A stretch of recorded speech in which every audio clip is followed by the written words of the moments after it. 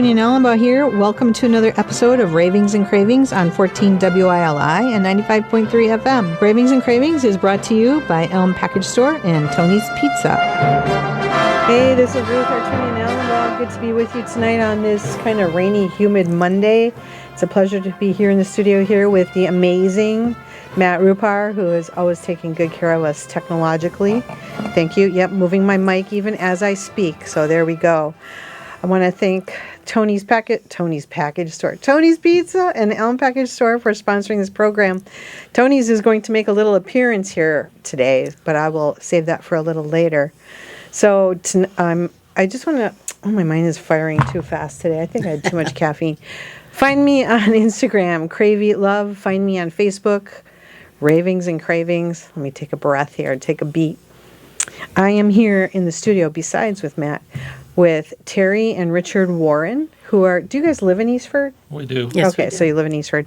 They're going to talk about this wonderful cookbook that I have in front of me. I actually had the opportunity to contribute to it. We're going to talk about its purpose and why it happened. And so we're going to get the party started here. And let's get a little of the backstory as far as the reason why this cookbook was birthed. And then we'll do the history a little later. As we're trying to fund the different things in the church, everything isn't covered completely by insurance, such as the restocking the kitchen. So talk about like why you had to go to insurance. So we got to back up. And, yeah, we got to back up. And I'm going to give Matt some pictures, and if you can. Let's let the pictures tell the story. You're going to tell the story, and Matt's going to show the pictures. Okay. So here are pictures of the church that you're talking about. It's the Eastford. The original church. Yep, Eastford Congregational Church. So watch this visually because you'll get to see the church before the incident occurred. So this is the Eastford Congregational Church. It's how many years old? We are coming up on would have come up on our 250th. Would have come up on our 250th. Okay. And so what happened to make it impossible to be 250 years old? August 23rd of 2023, the church burned to the ground. And so I'm going to give Matt a couple of pictures that have the active fire so that people can see what that looked like. So that was 2023. That's 2 years ago. Yep. A little more than 2 years ago. And so it was a total loss? Total loss, right to the ground. One of the pictures there will show it. Okay. And so the cookbook is like a fundraiser to help raise funds. Restock the kitchen. To help restock. So specifically for the kitchen. Right. What a better way to make money to restock the kitchen. Of course, of course. So that's how the project came about. Thanks, Matt. I'm going to let you show some pictures of the church now in the rebuild, but I'm going to let Terri talk about more about the cookbook. So tell us more about it. We asked the congregation to submit different recipes. We got quite a few, but didn't have quite as many as we wanted. And then to go along with the theme of starting from scratch, we pulled in some recipes from an old cookbook we had done and older town cookbooks and took recipes from members who were members of the church and put them in the cookbook. So if you use the cookbook, you have to use your judgment on some of them. I'm going to let Matt show people what it looks like.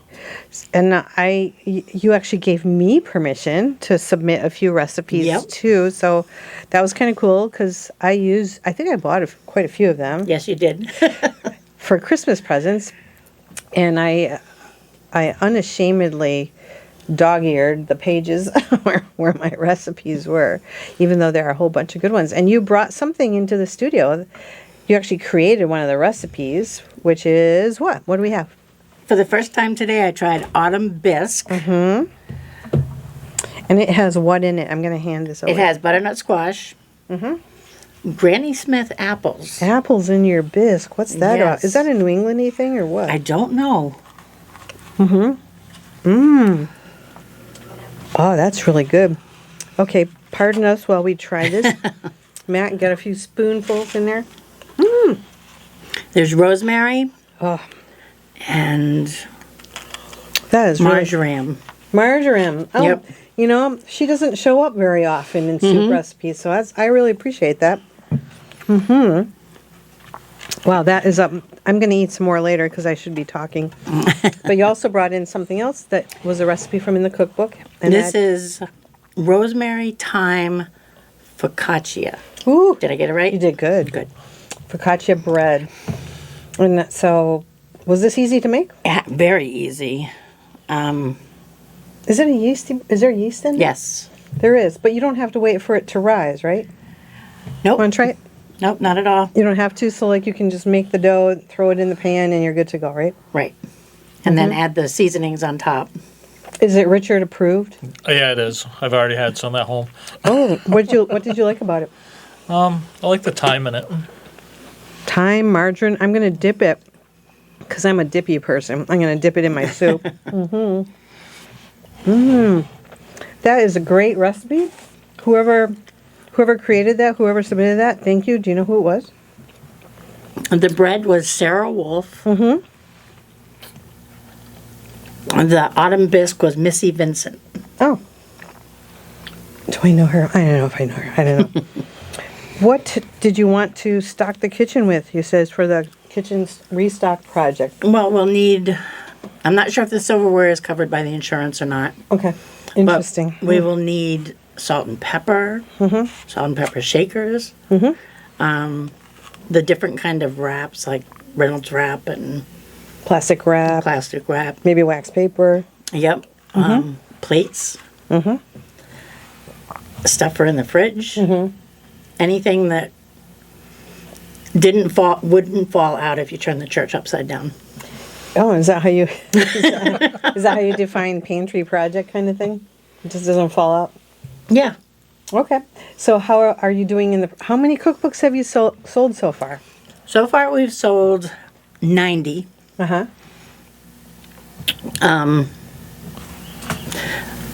How many? How much do they cost?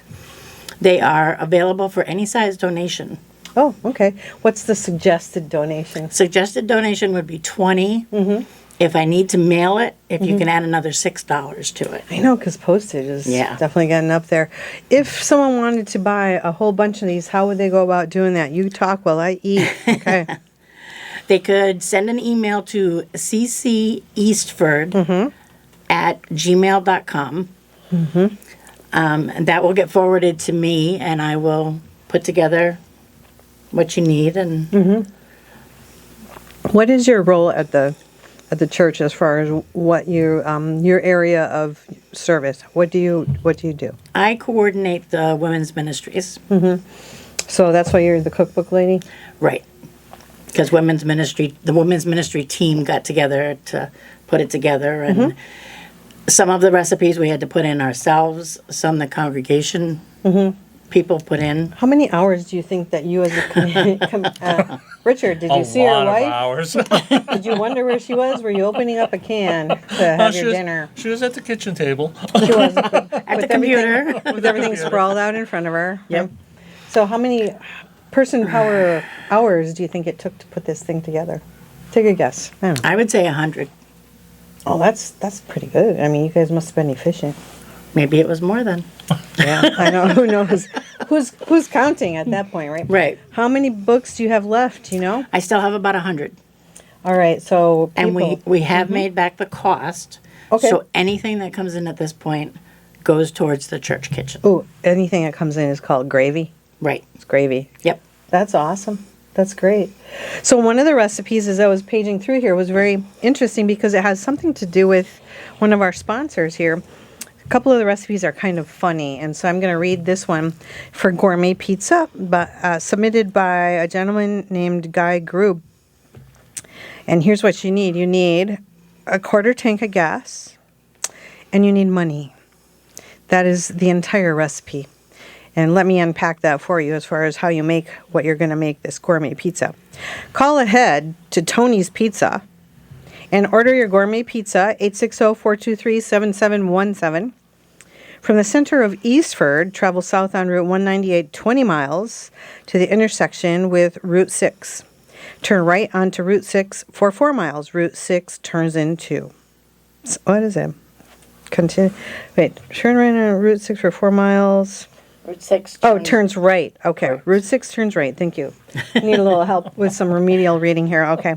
It's nice to have people who help. Thank you. Continue straight 2 miles to the intersection of Route 195.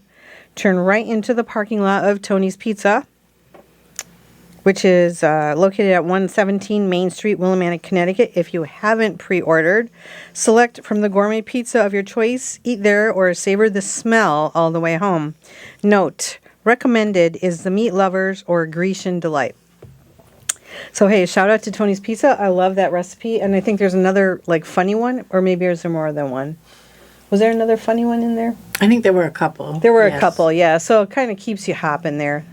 Well, the church has been rebuilding, and so I'm going to hand Matt the last two pictures, and it is a picture of the current rebuild project. The first picture is the rebuild, and the second one was the what?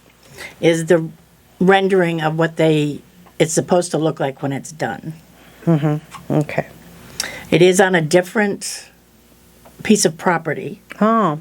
We were at 8 Church Road. We're now at 54 John Perry Road. Mm-hmm. It has, the property that they bought has room to grow, Great.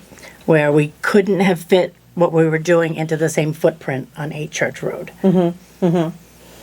So, did you enjoy doing this project? What do you think? Would you do it again? Being my second time doing it, Oh yeah, because you've done this before. I did right? it 25 years ago. And you were there, and so some of those recipes made it into Yes. this cookbook. Yes. 25 years ago, was it the same, apples to apples? Did you have that many recipes? Did you have that many submissions? We had more submissions 25 years ago. That's why we supplemented some of the recipes from 25 years ago into this one.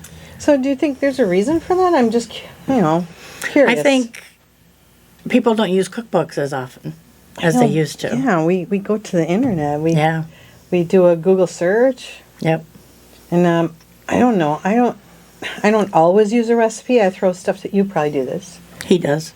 Richard, I do most of the are you cooking. the throw stuff together person? Yes, I am. What's your what's your favorite throw stuff together thing to do? I just open the fridge and go.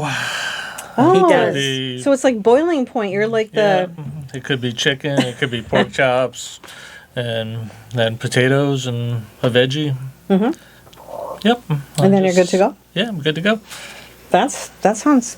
I like doing that too. To me, it's a challenge. Actually, I look for the thing that's the most furry, or the most colorful, the most brown. What can I do with whatever, right? Yep. Yep. So, do you have any favorite recipe in the book, Terry, that you like? Well, Richard should talk about the apple pie. Okay, talk about the apple pie. I'll just keep eating soup and this lovely focaccia. My wife said that there's going to be pies in here, and there was no Okay. apple pie. So I said, well, you really can't do a cookbook without an apple pie, so you might as well stop. And at that point, I had been working 4 weeks on this Did you want to just and thought I was hit done. him upside the head or something? There's an apple pie recipe now. Yes. Did you find it? Or did she go find She it? found It's it. actually the one that I use. And my cousin, actually my father's cousin, calls it Terry's famous apple pie. Terry's famous. Yes. All right, I got to find it. Do you know what page it's on? No. All right. Look in the back. Would it be desserts? Yes. So it's in that section. I just want to see what's in your pie recipe because I kind of know mine. And there it is, desserts. Apple blossom cake, Aunt May's shortcake. Oh, I submitted a recipe for the dessert section called Ching Ching's Defense Citrus Golden Ring Cake. I created this recipe for one of my international friends who was doing her defense at the University of Connecticut. It's a little time intensive, but it's I think it's called perfect apple pie. oh, so I got to look for a P here.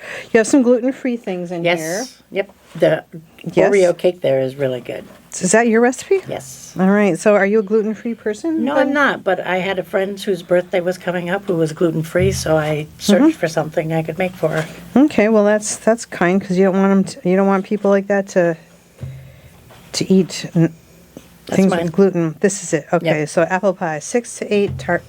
Do they need to be apples from Buell's in Eastford or what? Should we put If in? you're making it for somebody in Eastford, yes. That needs to be. Do you have a favorite apple? What do you call it? Kind, species, whatever brand. Richard usually picks them up for me, and he gets. Macintosh. Mac. You like Max? Yep. I like a combination. I'll sometimes get the seconds bag because it's big and I think he don't does mind that, too. working around that. But I do like their Mutsu apple, which is kind of a cross I think between a Granny Smith and a Golden Delicious. So it's not too tart, it's not too sweet, and honestly, the apples are as big as a child's head. So you don't need to. Right, so you Do need as like many. 4 apples, and I love them. But I think they're like later in the season, so when they have their big October event, you can't get. Yeah, you usually, well, I think you can get them then. They're just harder to get. So we have apples, a cup of sugar, which you could probably mess with, Yep. 2 tablespoons of flour, a teaspoon of cinnamon, some nutmeg, and then the crust. That's an easy. They're very easy. It's an easy recipe. She traveled. She's in Sterling, Mass. My cousin. Uh-huh. So about an hour ride. Yeah. She 2 Thanksgivings ago on Wednesday she traveled down from Sterling just to get one of these apple pies. Oh, that's serious. That's a serious apple pie addiction, I think, right? Yes. Yep. Do you ever make the crust yourself? No, I have not. It obviously makes the process take a lot longer, but I have a really good crust recipe, and I can't keep up with the pie thing usually at Thanksgiving, so I usually buy Yes. a ready-made thing. So yeah, it doesn't happen. Again, tell people how they can get a copy of the book. If you email cceastford at gmail.com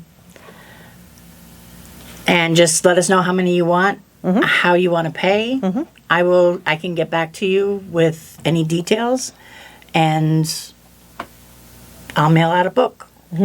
Or maybe they want 5 books. I mean, We can do that. so we can think birthdays. We can even think. I mean, it could be a nice little Easter hostess type of gift. We for gave some someone. away for Christmas.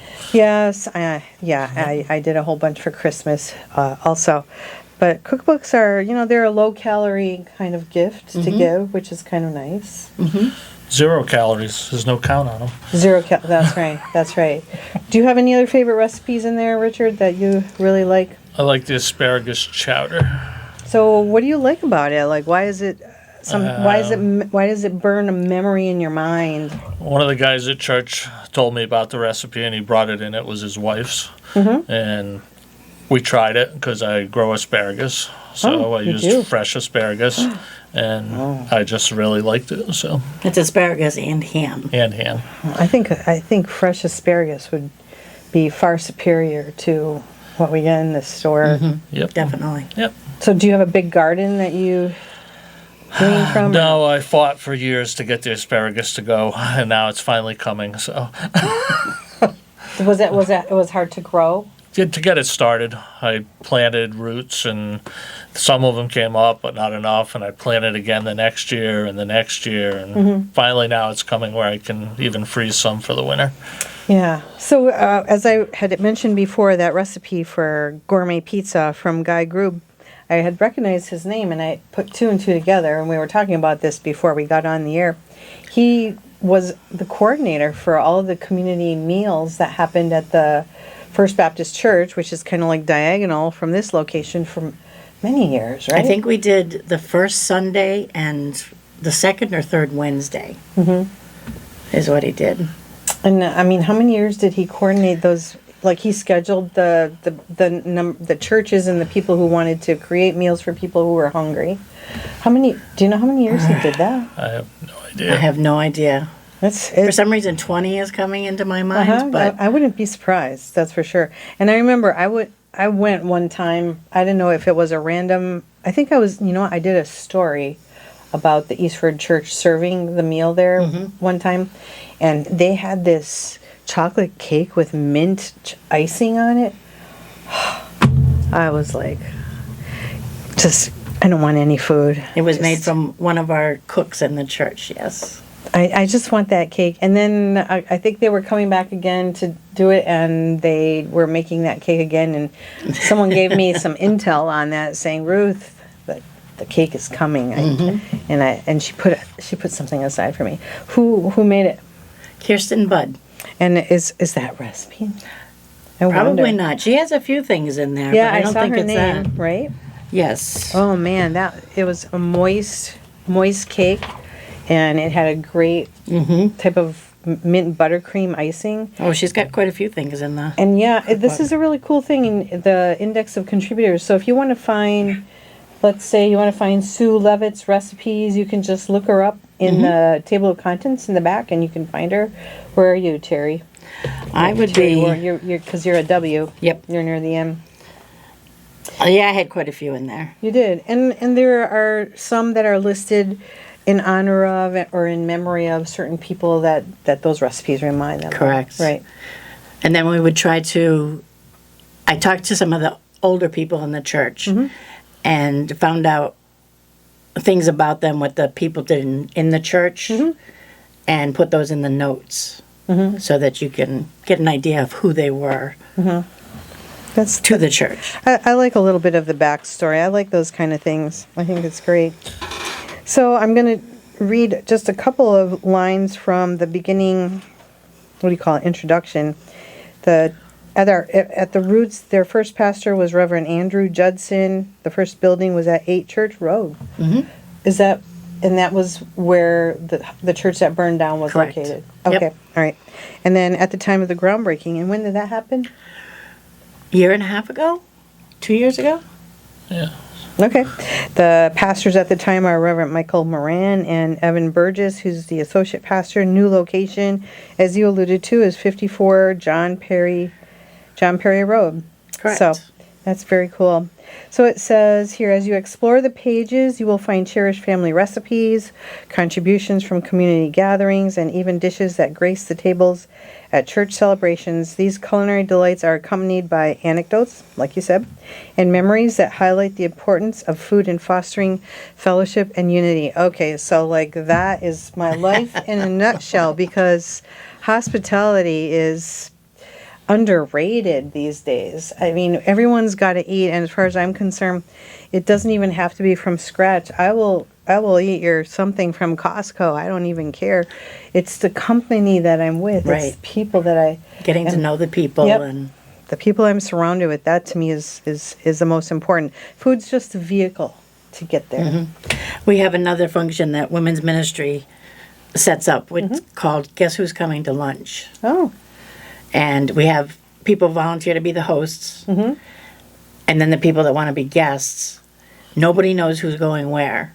oh, We it's like a choose human it by game. lot. Uh-huh.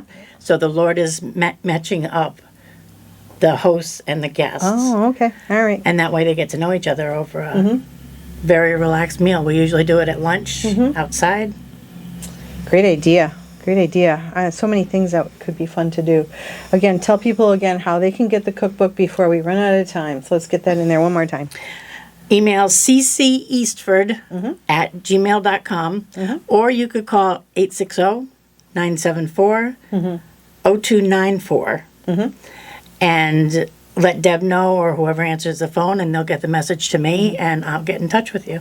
And I know that CC Eastford has an Instagram account, and so I've sent messages through there, and whoever mans that is very attentive to what's going on, as well as your Facebook page, Congregational Church of Eastford. Yes. People are very attentive. There's really a human out there who will actually answer your questions, or Deb is very attentive.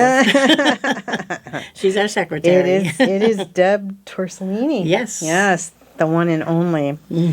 Well, thank you so much for bringing soup in here. Thank you for focaccia. Thank you for creating this cookbook for people to enjoy. I have enjoyed giving it away, and I hope many other people will take advantage of this opportunity. It's kind of like a blessing. You know, you get the book, you provide funds for a great cause. It's kind of like the gift that keeps on giving. So Matt, did you want me to wait a minute, or does that mean I have 1 minute left? 1 minute. All right. Well, I will go ahead and sign off. This is Ruth Hartunian Allenbaugh, otherwise known as Ravings and Cravings. I am signing off here on Good Company WILI.